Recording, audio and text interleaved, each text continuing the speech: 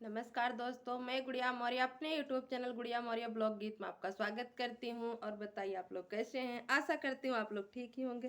Please जो भी मेरे चैनल पे न्यू है प्लीज़ मेरे चैनल को सब्सक्राइब कीजिए और लाइक शेयर कीजिए। मैं आप लोगों के लिए एक बहुत ही प्यारा नाच गीत लाई हूँ।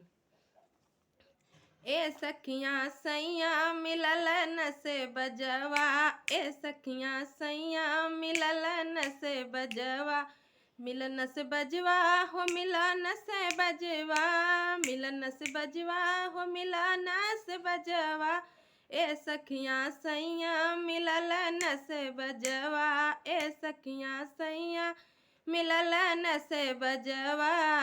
दिन भर मलई सुरती पियाई बीड़ी पनवा, दिन भर मलई सुरती पियाई बीड़ी पनवा, ए सखियाँ सैया मिलल न से बजवा, ए सखियाँ सैया मिलल न से बजवा। दिन बरहु मास पियाई गर्मी भर जड़वा, बरहु मास पियाई गर्मी और जड़वा, घर में लगौले बाटे गाजा भांग का पेड़वा, घर में लगौले गाजा भांग का पेड़वा, बरहु मास पियाई गर्मी और जड़वा, घर में लगौले गाजा भांग का पेड़वा, ए सखियाँ हो ए सखियाँ सैया मिलल न से बजवा, ए सखियाँ सैया मिलल न से बजवा, मिलन से बजवा हो मिलन से बजवा, मिलन से बजवा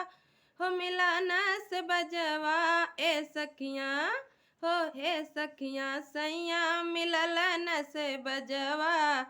तनिको न राखे हो हमरो धयनवा, तनिको न राखे हो तनिको न राखे हो हमरो धयनवा, हमरो के छोड़ के हो सूते दलनवा, हमरो के छोड़ के हो सूते दलनवा, ए सखियाँ हो ए सखियाँ सैया मिलल न से बजवा, ए सखियाँ सैया मिलल न से बजवा, मिलन से बजवा हो मिलन से बजवा, मिलन से बजवा हो मिलन से बजवा, ए सखियाँ हो ए सखियाँ सैया मिलल न से बजवा, ए सखियाँ सैया मिलल न से बजवा।